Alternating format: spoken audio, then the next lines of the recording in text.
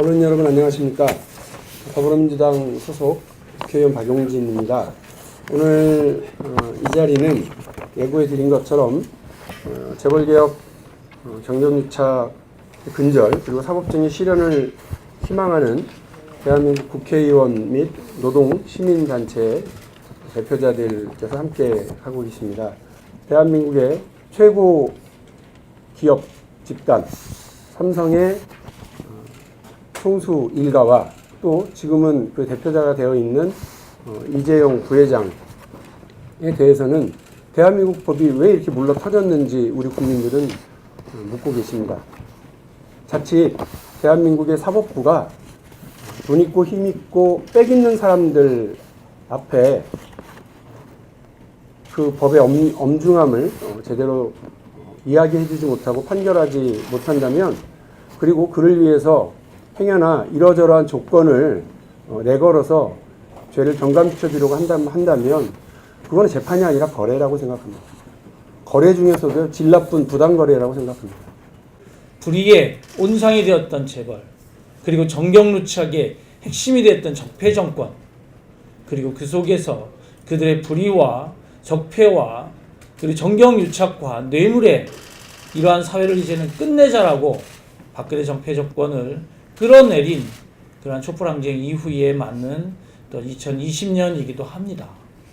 그럼에도 불구하고 바로 대법원이 파기를 한 것은, 다시 재판하라고 돌려보낸 것은 바로 한국 사회에서 가장 대표적인 대기업 집단이라고 할 수 있는 삼성에서 벌어지고 있는 뇌물과 정경유착과 이것을 이제는 뿌리 뽑아야 한다라고 하는 그러한 대법원의 판결의 취지였습니다. 그럼에도 불구하고 다시 이 파기환송을 받은 재판부는 도리어 바로 각종 외국 사례를 제시하며 삼성에게, 그리고 그것에 바로 최고 정점에 있는 이재용 부회장의 죄를 어떻게 하면 감해줄까, 사해줄 것인가를 연구하는 집단처럼 마치 재판을 진행하려 하고 있습니다. 먼저 파기환송심 재판부의 철저한 진상규명과 엄정한 판결을 촉구합니다.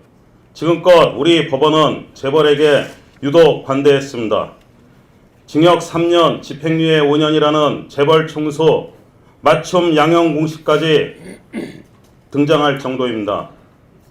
최근 이재용 삼성 부회장 파기환송심 재판부 역시 비슷한 행보를 보이고 있습니다. 재판부는 범죄 규명 증거물을 채택하지 않아 사건을 축소시켰습니다. 또한 재판부의 요구에 의해 삼성이 급조해 설치한 준법감사위원회를 명분으로 양형을 검토하겠다고 밝혔습니다. 이러한 결정에 국민들은 사법 절차의 긍정과 투명성에 대한 심각한 의혹을 가질 수밖에 없습니다. 명분 없는 재벌 봐주기는 법치주의의 근간을 흔들고 우리 사회의 화두가 된 공정과 정의의 정면으로 배치된다는 점을 재판부는 심각하게 받아들여야 할 것입니다. 이 사건의 실체는 명확합니다. 개인 이재용 부회장이 회사돈 빼돌려서 자신의 승계를 위해서 회사돈 빼돌려 대통령에게 갖다가 줬고 들통난 것입니다. 그래서 대통령은 탄핵의 하나의 빌미가 됐던 거고 이재용 부회장은 재판을 받게 된 겁니다. 간단합니다. 이것은 법에 따라 처리하면 되는 겁니다. 재판부가. 그런데 최근에 이 준법감시 설치 문제 가지고 가는 걸 보면은 참 재판이 참 어처구니가 없다. 행정부는 국민들을 개돼지로 보더니 재판부는 국민들을 눈뜬 장님으로 보고 있다. 이런 생각이 드는 겁니다. 처음에 재판부가 1차 재판에서 이렇게 얘기를 했죠. 준법감시 체제를 만들어서 이를 반복되지 않도록 할 수 있는 체제를 만들어라. 근데 만들더라도 이것은 양형과 상관이 없다. 4차 공판이 오니까 이렇게 바뀌었죠. 이제 입장이 확 바뀌었는데, 이걸 만들었으니까 양형에 고려하겠다. 근데 삼성에 설치한 것은 사실은 재판부하고 삼성하고 짜고 치는 느낌이 들지 않습니까? 제가 볼 때는 삼성이 정말 이재용 회장이 정말 반성하면서 성찰 과정에서 앞으로는 다시는 하지 않겠다 해서 이 준법감시위를 만든 게 아닙니다. 사실 재판부 요구에서 만든 거고요. 이렇게 본다면 저는 이렇게 생각할 수밖에 없습니다. 재판부가 범죄의 실체를 규명하고 법에 따라서 냉정하게 심판하는 게 아니라 삼성 봐주기 위한 진정성이 상당히 느껴진다.